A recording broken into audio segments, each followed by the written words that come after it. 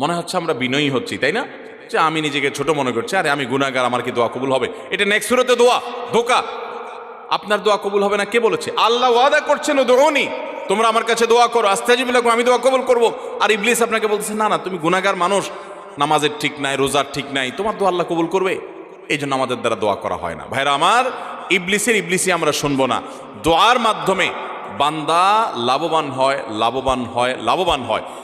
বান্দা যদি দোয়া করে সেটা তিনভাবে কবুল হয়। কয়ভাবে কবুল হয়? তিনভাবে।